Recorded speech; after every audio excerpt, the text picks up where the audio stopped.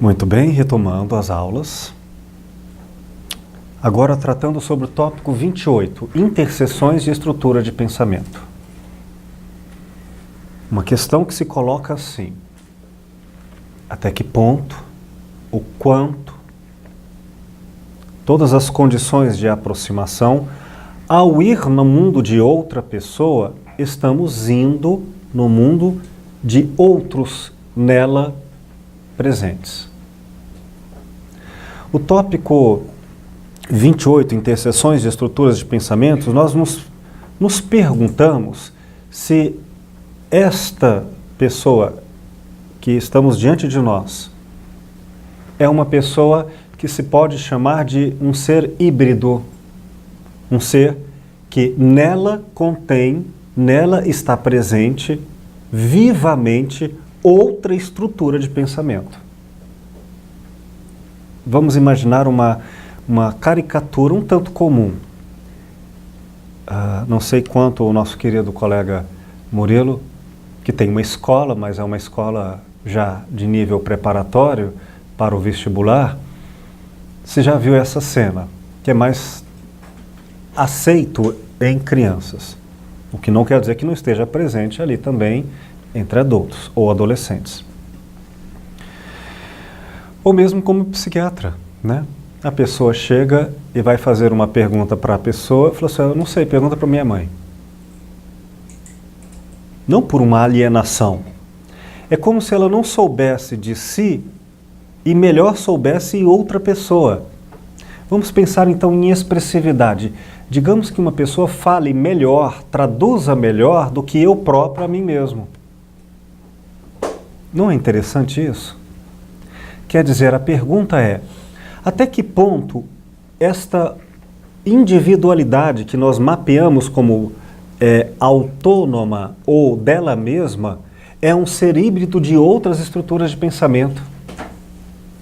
Às vezes eu acredito que estou aqui a falar, mas quem está a falar pode ser meu pai, meu avô, ou um autor que eu li e que no fundo tomei para mim como que por empréstimo ou por combinação permanente outra pessoa, de maneira em que é ela que fala.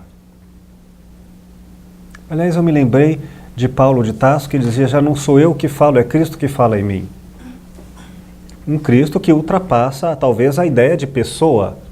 Mas posso falar também, não em nome de um eu transcendente, mas eu posso falar de um eu bem nominal. Até que ponto você é você e não a repetição, a reprodução de outras pessoas aí presentes? Disso aqui trata o tópico 28. Interseções de estruturas de pensamento. É um estudo dos vínculos, das associações, das composições que existem e só existem enquanto interseccionadas com outras pessoas. Está claro a questão? É interessante que, sendo, portanto, uma relação de vínculos flutuantes, vivos, amálgamas com outras pessoas, às vezes nós não conseguimos, por exemplo, tratar diretamente uma pessoa no consultório, mas podemos tratar esta outra pessoa através de uma terceira, que mantém vínculos. Por exemplo, se eu encontro uma colega e eu miro nesta colega uma forma de eu ser eu mesmo, e eu próprio não consigo fazer essa reforma íntima, mas esta outra pessoa que mantém vínculos existenciais fortes faz essa reforma íntima, ao ela fazer nela, eu faço em mim. Interessante isso, né? Algumas pessoas podem ter isso tão fortemente que, se você quiser agradar a ela, não é a ela que você deve agradar, mas a outra pessoa a quem ela está vinculada e pela outra pessoa que você acessa a primeira. É curioso. Imagine então uma mãe, um pai, por exemplo, que tem uma mágoa tão profunda que não se resolve nela, mas tem que se resolver na relação com o outro. E fica vinculado graças à mágoa. E, portanto, não é uma questão, eu sou eu, aquela pessoa é outra. Não. Há zonas, às vezes, de uma estrutura de pensamento que são conjuntas. Está claro? Portanto, pergunto, até onde um está no outro?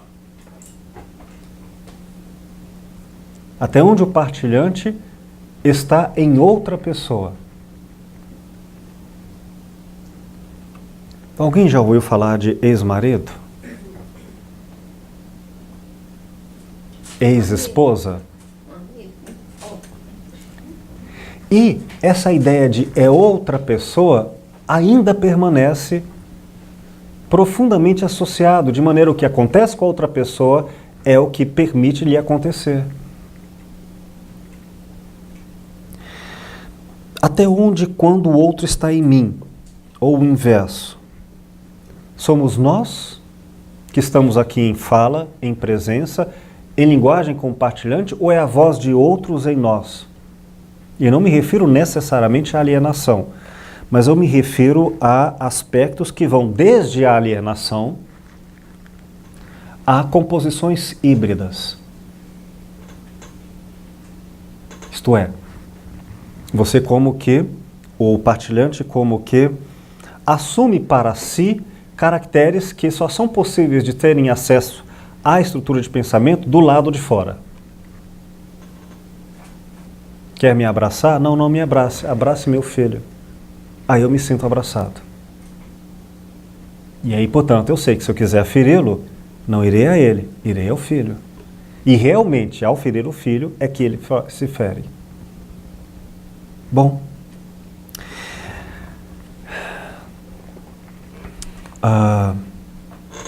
Nós vamos investigar, então, na historicidade de um partilhante, as pessoas com que ela se mantém vínculos.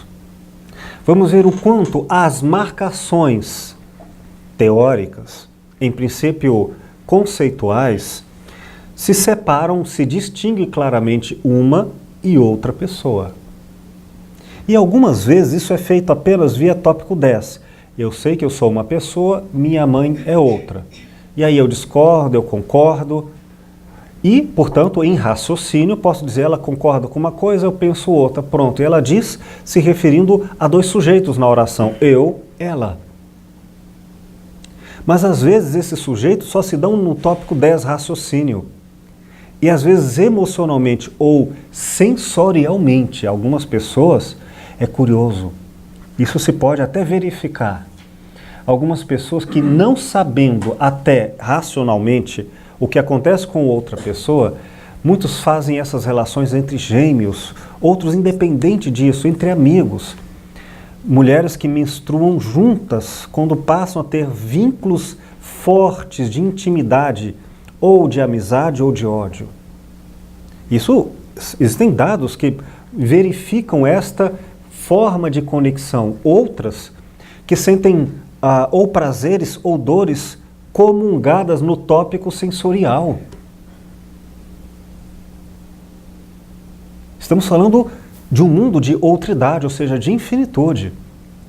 Mas às vezes estamos falando em uma relação que não é possível separar o um e o outro. Gravidez, por exemplo. Está claro o que é um e o que é o outro? Algumas pessoas está clara, outras não. A ideia do aborto, por exemplo, para algumas pessoas não há propriamente o outro. É um anexo.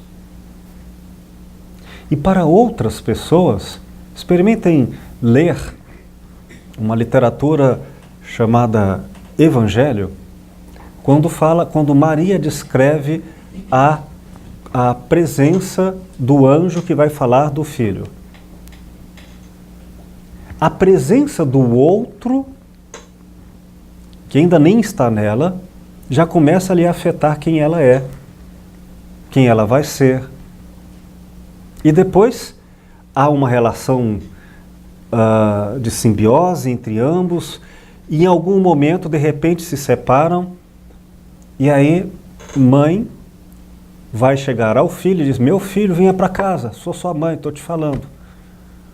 Não diz no texto que ele estava com uma chinela havaiana. Mas, fala, venha para cá. E ele diz, não, eu vou ficar com a minha família. Epa! E agora, quem é quem? Qual é a legalação? Um diz, eu e o pai somos um, você é minha mãe. Estamos falando em complexidades.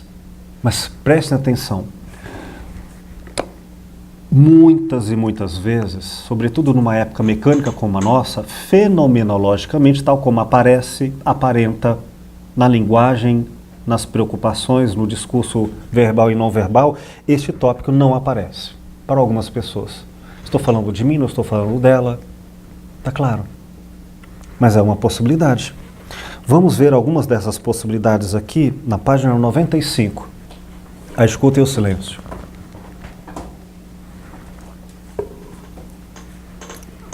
Formas conjugadas de redefinição de uma estrutura de pensamento, considerando as suas interseções existencialmente predominantes com outras.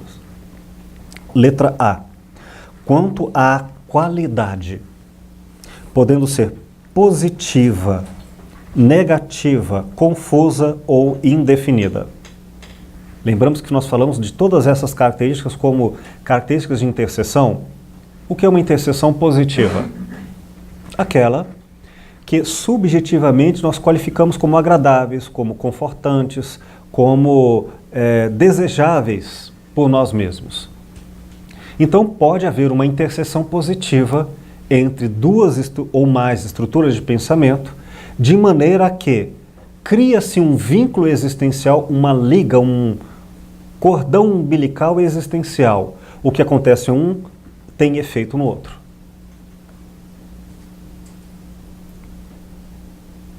Como na triste e bela canção, tão triste quanto bela, de Chico Buarque de Holanda, pedaço de mim, ó pedaço de mim. E fala sobre a saudade, que a saudade é arrumar o quarto do filho que já morreu. Então a gente vê que a morte do filho implicou nela a morte de si mesma. E ela continua arrumando o quarto como uma forma de cuidar deste vínculo dentro do espaço da morte, uma conversação consigo, como um ser composto. Porque se uma pessoa se diz mãe, e mãe é um papel existencial que passa a ter um nível de conjugação composta de um ser, só é mãe se tiver filho, só é professor se tiver aluno. Então, uma relação conjunta, e lembremos agora, eu lembrei do jardineiro e o jardim, lembremos meu pé de laranja lima, essa belíssima história. Eu, quando preciso fazer um teste, se a pessoa tem o tópico 4, emoções, eu pergunto para ela se ela chorou no filme Meu Pé de Laranja Lima. Hoje é um filme bobo, mas quando criança eu chorei horrores. E quando eu li o livro eu chorei horrores. O menino se encanta, cria uma paixão com o pé de laranja lima, conversava com eles eram apaixonados. Um dia ele chega em casa e podaram o pé. E foi podado a vida dele. Enfim, estamos falando disso. Então, quanto à qualidade, ela é positiva e ela é negativa. Quando eu digo negativa, não entendam que o positivo é melhor que o negativo, tá? Apenas por negativo, caracteres como desconfortável, conflituosa, de elementos de agressão. Porém, algumas pessoas criam uma identidade via vínculos negativos. Essas pessoas, como nós já estudamos em Axiologia tópico 18, pelo viés da polarização ou antivalor, ou bipolaridade, elas só sentem bem quando estão mal. Essas pessoas é como se dissesse assim, conta uma piada sobre o céu, chega lá no céu, está todo mundo em paz, tranquilo, toma um milkshake, está tudo bem? Está tudo bem. Não tem graça. Está tudo em paz. Cadê uma briguinha para dar um colorido? Então, observem que algumas pessoas se sentem existencialmente alimentadas porque tem um conflito suficiente. E aí, não vamos, portanto, tirar consequências imediatistas de que um casal está brigando demais e entram na terapia e falam, vou pacificar esses dois. Se eu fizer isso, posso tirar o vínculo que os mantém unidos. Enquanto um ser híbrido, somos um casal. E somos graças a um conflito negativo. Porque um fala mal do outro, tem o que trocar. Tira o vínculo negativo e já não tem troca. E não conseguem se ver com independência. Então, entendamos, negativo não é algo necessariamente ruim. A noção de confusão é porque não há como saber se é bom ou ruim. Sabe aquela pipoca que é doce e salgada ao mesmo tempo? É bom, mas é ruim? Você não sabe nem nominar. Indefinida, quando isso tem momentos. Um dia é bom, outro dia é ruim. Eu não sei ao certo se agora vai ser bom ou ruim. Tem oscilações. Acrescento uma espécie de senso negativo, que é uma ausência reafirmada. É quando eu falo, eu mantenho interseção, eu me defino na relação com a falta. E aí, aparentemente, num primeiro olhar, sem a profundidade de uma investigação filosófico-clínica, pela historicidade, dados divisórios, divisões e enraizamentos, em que eu digo, esta pessoa não está em relacionamentos, não está em interseção forte com alguém, mas está. Por quê? Porque, por exemplo, fala mal o tempo todo do passado, atualizando e recosturando vínculos com esse passado de maneira a se tornar presente.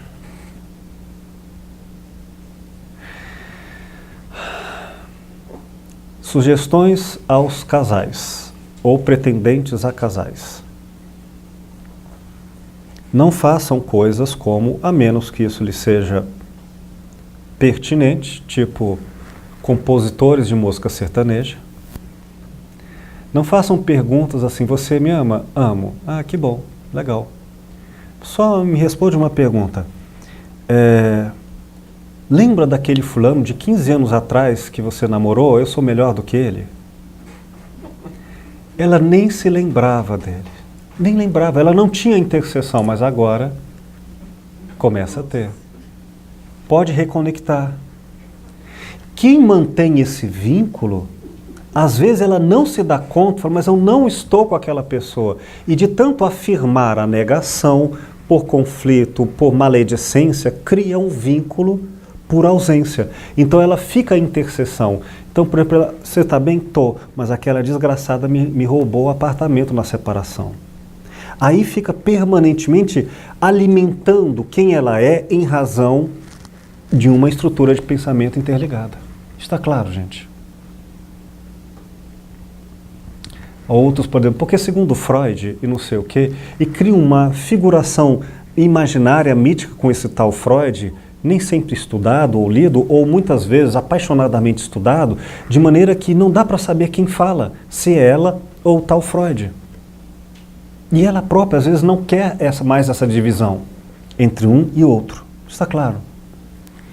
Letra B. Quanto à determinação, sendo determinante para um, mas não para o outro.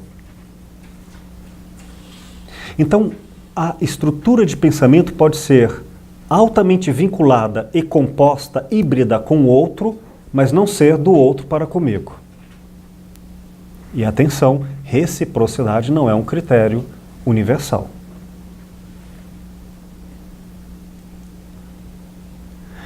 Pode ser pouco ou muito determinante para ambos, de forma oscilante ou de difícil classificação. Como irreconhecíveis de forma híbrida em seus caracteres individuais, pesquisando-se a interseção do partilhante para com outra EP, especificamente, ou mesmo dentro de um conjunto de EPs. É muito curioso que, às vezes, na clínica, nós precisaremos fazer uma investigação da historicidade de uma segunda pessoa. Ela fala tanto do pai, de uma tal maneira a criar um vínculo que eu não sei mais quem é esse pai. Se é um pai projetado do seu modo de ser para outra figura, ou se vem da outra figura, de fato, caracteres próprios. Então, às vezes, eu precisarei fazer uma pausa na historicidade ou pesquisa do partilhante em questão e abrir uma outra pesquisa da historicidade desse tal pai. É importante observarmos o seguinte: imaginemos que uma pessoa no consultório diga assim, porque meu marido, não sei o quê. Como vocês sabem se é ela que está usando a voz do marido para reportar ao que ela pensa e não o marido? Como eu saberei se quem fala é ela ou é o marido a que ela se refere? Eu preciso investigar. Se for o marido, uma outra estrutura de pensamento, esta outra estrutura de pensamento terá associadamente caracteres tanto internos próprios, o modo de pensar, autogenias, associações próprias, que ela não contém. E como eu saberei disso? Ora, se eu me refiro assim, olha, a Sandra é assim, aí os caracteres com que eu me refiro que a tal Sandra é assim, são todos meus. Quer dizer, pode até ser essa Sandra mesclada com elementos meus, mas não tem como saber. No entanto, se eu falo coisas que não são no meu vocabulário, na minha estrutura de pensamento, no meu modo operante, nos tópicos determinantes, de maneira a serem estranhadas com a minha fala, e aí sim eu estou apresentando uma outra, por outra idade, estrutura de pensamento. Opa, uma das caracterizações que eu posso verificar isso é, por exemplo, uma forte alteridade de quem narra. Então eu digo, porque a Sandra é não sei o quê, e fala caracteres da outra pessoa. Mas logo ela sabe, mas eu não concordo com isso. E aí diz a sua e compara com a outra. E esta outra tem uma vida que não só é interna e coerente, como ela é amparada com outros.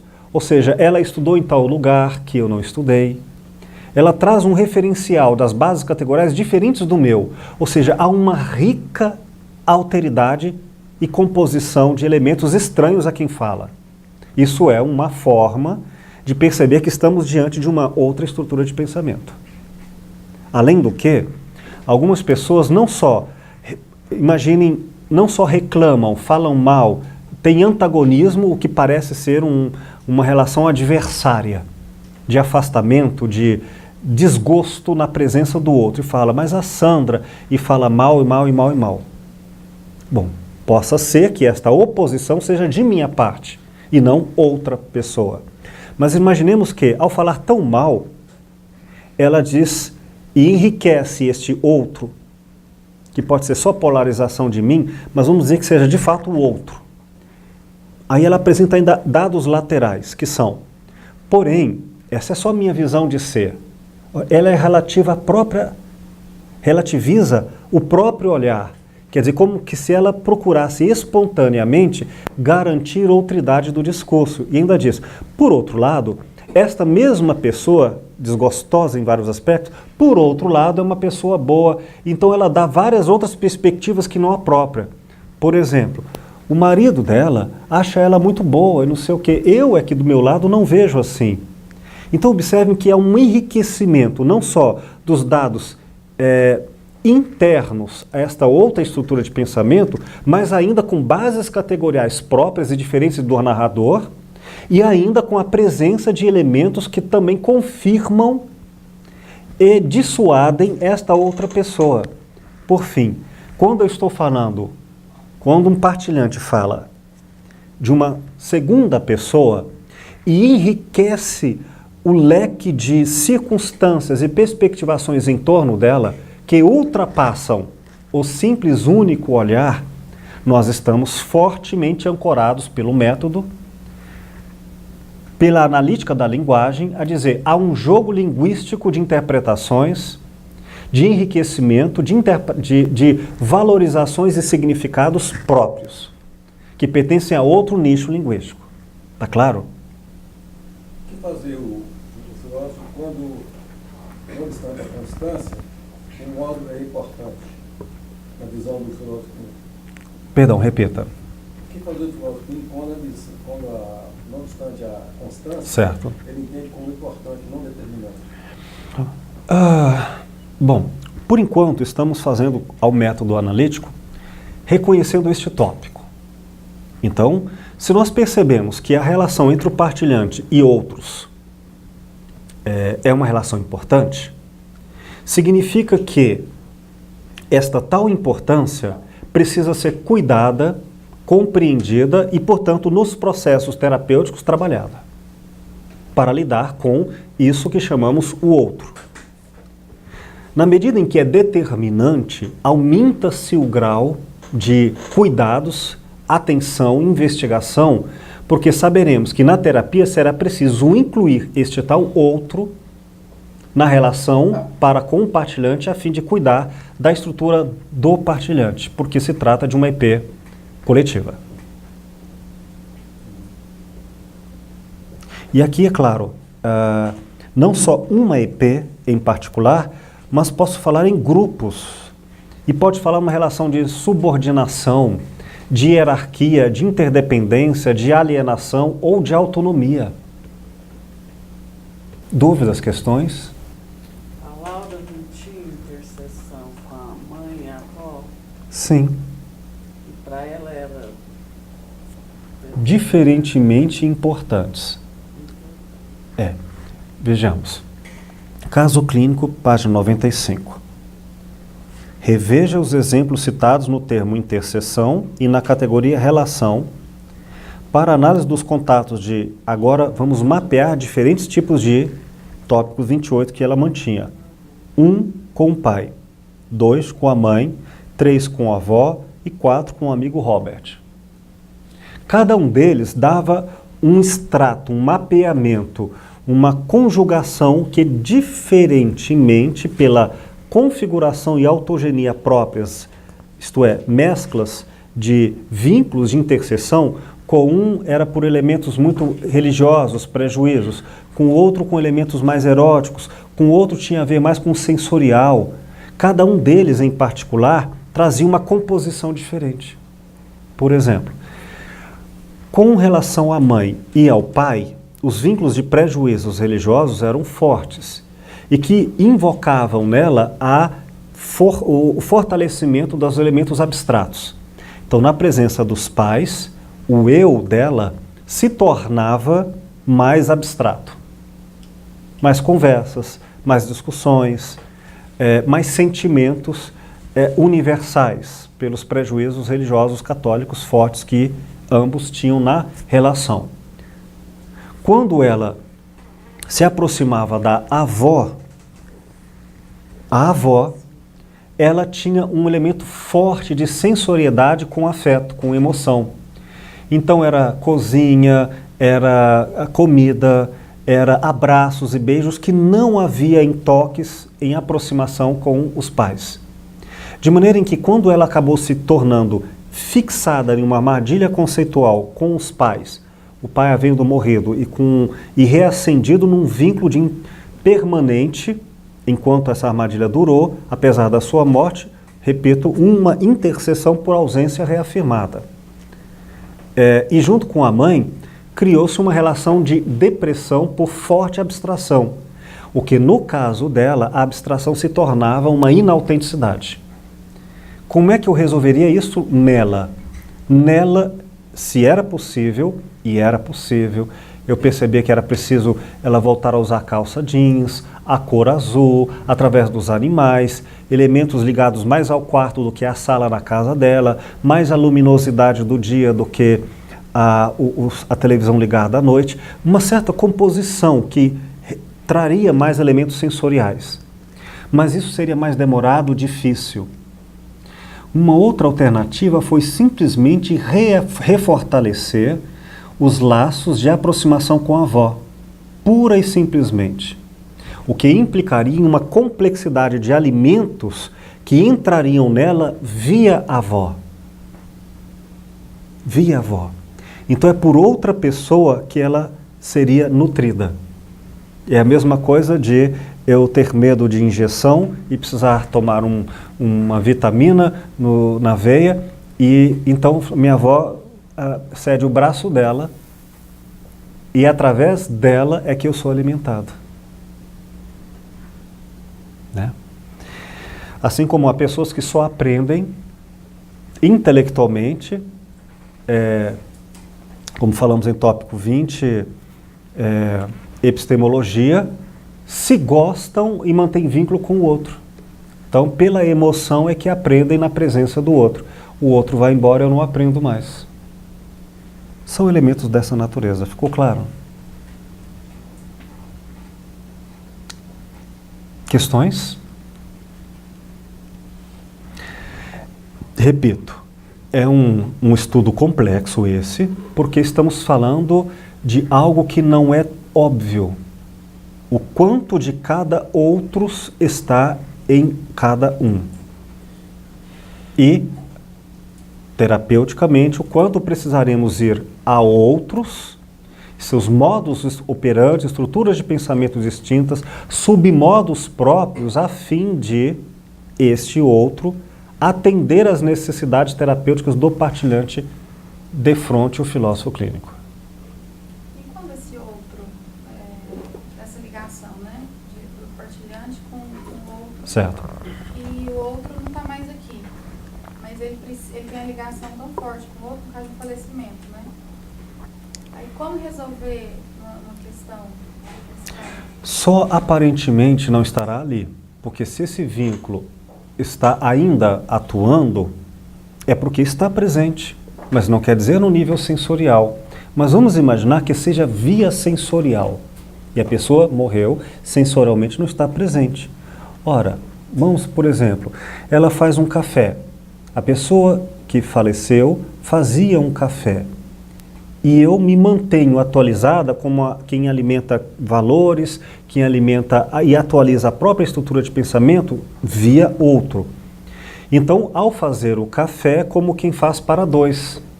E é através da sensoriedade é que retoma emoções, que retoma valores. Ao tomar o café, é como se escutasse novamente aquele velho conselho e que vinha à memória atualizando porque via sensorial.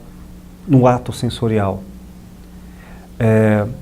E aquelas pessoas que, por exemplo, ao cuidar de uma criança, eu recupero o amor do filho que perdi.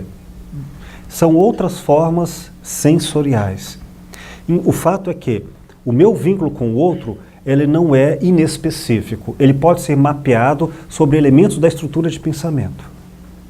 E aí eu tenho que investigar como se dá o tópico 28.